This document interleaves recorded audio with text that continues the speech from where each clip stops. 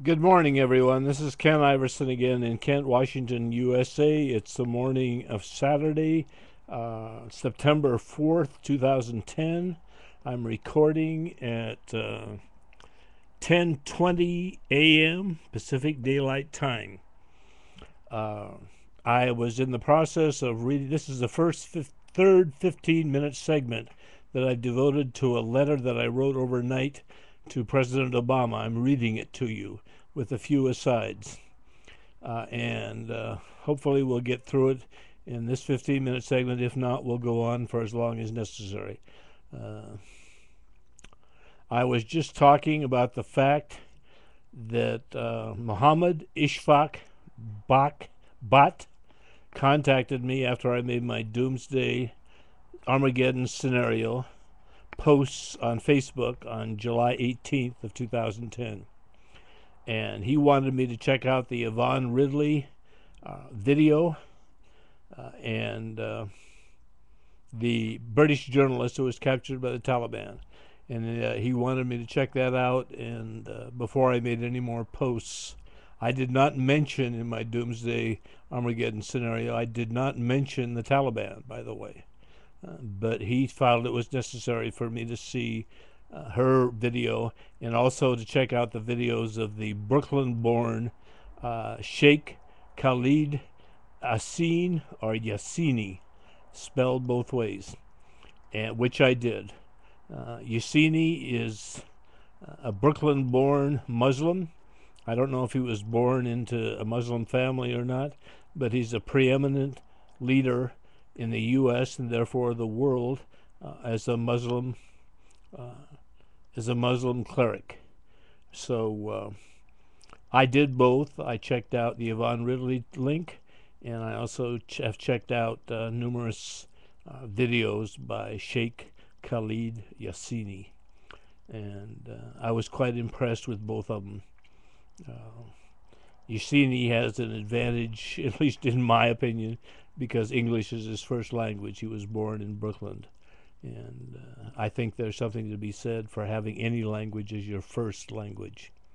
It's my first language also, Sheikh Khalid Yassini. And I'm sure we could have an understanding, we could have a conversation in which nothing got lost in the translation and we didn't have to use dictionaries to look up words or meanings. We would know that just by the fact that it's our first language.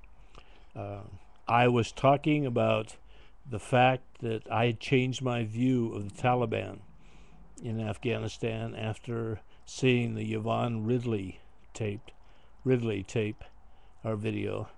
And I was talking about the fact that two things had swayed me back the other way about the Taliban. One of them was Bibi.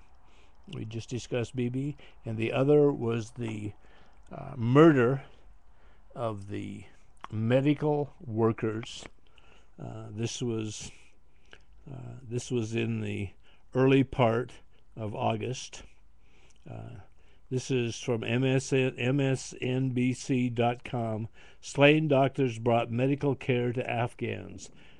Friends, aid agencies deny claims victims were proselytizing. And then it says Kabul. Members of a medical team gunned down in Afghanistan brought some of the first toothbrushes and eyeglasses villagers had ever seen and spent no time talking about religion as they provided medical care. Friends and aid organizations said Sunday. And then they mention a guy named Thomas Grams, 51, who was killed in Afghanistan on Thursday. This is the first part of August now. Who quit his dental practice in Durango, Colorado, 4 years ago to work full-time giving impoverished children free dental care in Nepal and Afghanistan, said Katie Shaw of Global Dental Relief, a dentist group that sends teams of dentists around the globe. He was killed Thursday, Shaw said, along with 5 other Americans, 2 Afghans, 1 German, and a Briton. The kids had never seen toothbrushes, and Tom brought thousands of them, said Chris Nadem. head of the Kids for Afghan Kids in Livonia, Michigan, which builds schools in wells in Afghanistan. He trained them how to brush their teeth, and you should have seen the way they smile when they learn to brush their teeth. I can see it right now.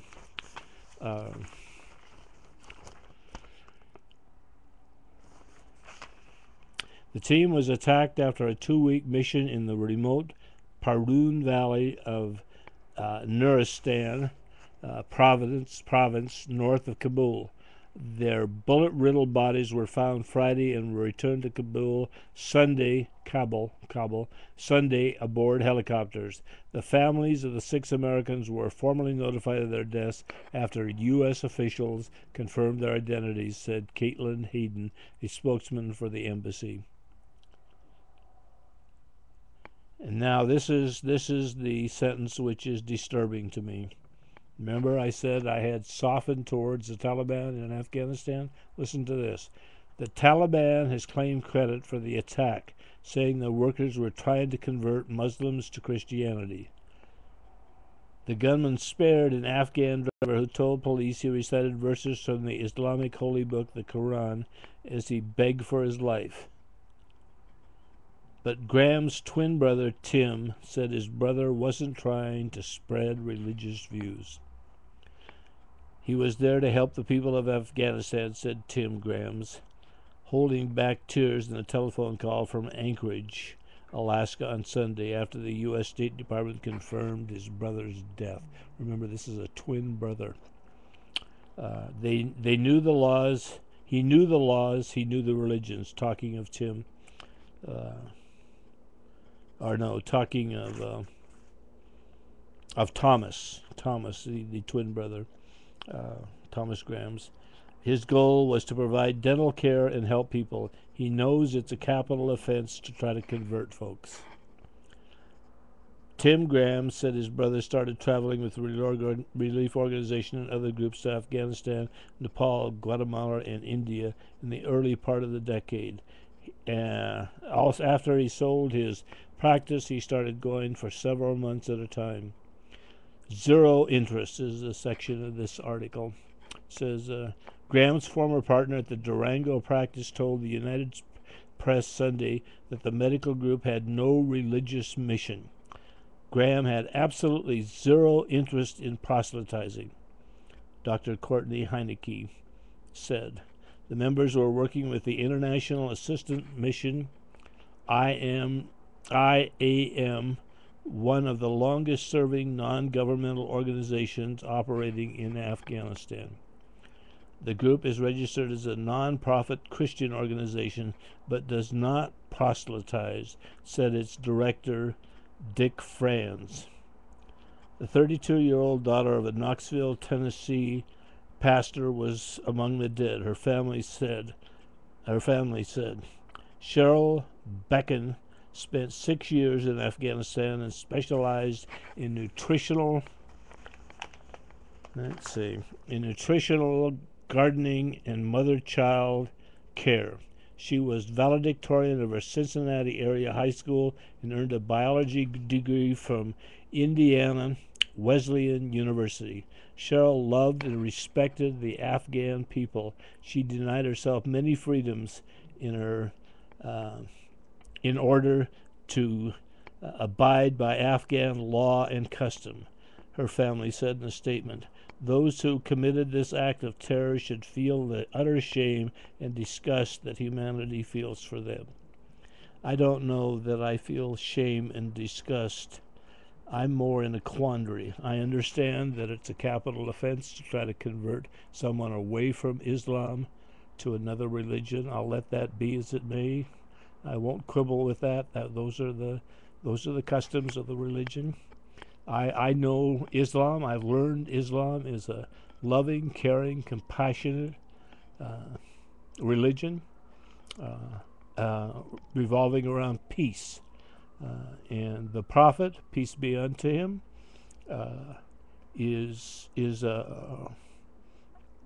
was a man of peace. And inshallah,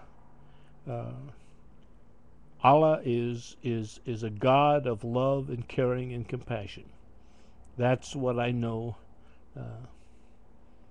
Islam to be. That's what I found out about Islam. And I've had a crash course in Islam.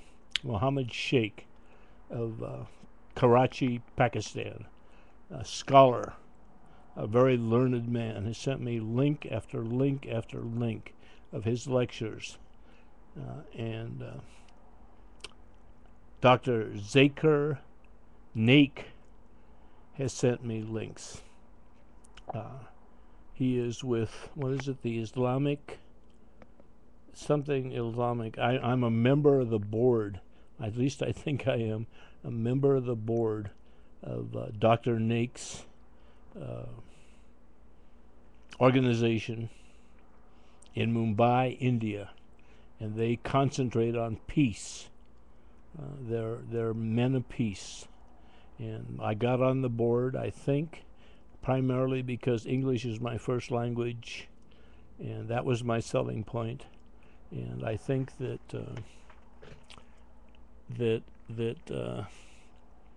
I'm one of the few who has English as a first language. Dr. Naik does not, and Muhammad Sheikh does not have English as a first language.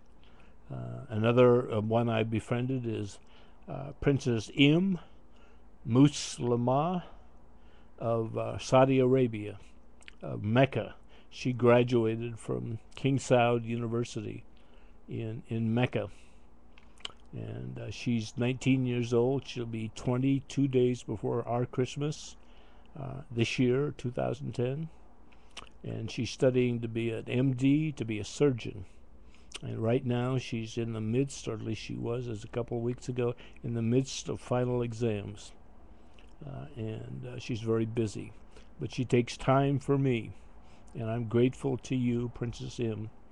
When I wrote to you and said that you went to a very fine university, King Saud University in Mecca, and that I also went to a very fine university, Stanford University in Stanford, California, USA. Have you heard of it? You wrote back and said, of course I've heard of Stanford. And we've been friends ever since. You have wished me the best, and I wish you the best. I hope someday that we meet. I notice you have brothers, but you are a member of the royal Saudi family. And I consider you a friend, Princess M. Muhammad Sheikh, I also consider you a friend. Muhammad Sheikh, you have given me more links than I can possibly get through in this lifetime. I'll have to come back if the Buddhists are right and there's a reincarnation. I'll come back and I'll finish up the links you have sent to me. So, how are we doing on time here? We got another minute or so.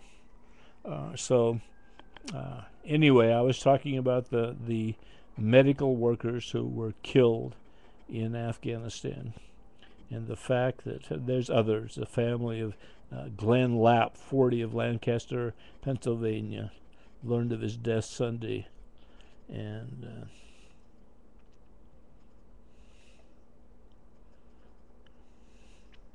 Lapp was a graduate of Eastern Mennonite University and had a nursing degree from Johns Hopkins University, the group said. How are we doing on time? Oh, we got another minute. Lapp, okay. Officials have said the victims also included team leader Tom Little, an optometrist from Del Mar, New York, who had lived in Afghanistan for about 30 years, and Dr. Karen Wu, who gave up a job at a private clinic in London to do humanitarian work in Afghanistan. Little had been making such trips to Afghanistan villages for decades, offering vision care and surgical services in regions where medical services of any type are scarce. These hardly sound like they're a threat to the Taliban. And it sounds like they were also not trying to convert people away from Islam, trying to make them into Christians or anything else for that matter. It sounds like the Taliban had this wrong. And that's a pretty horrendous thing to do to 10 human beings. the way that they were murdered in northern Afghanistan in the early part of August.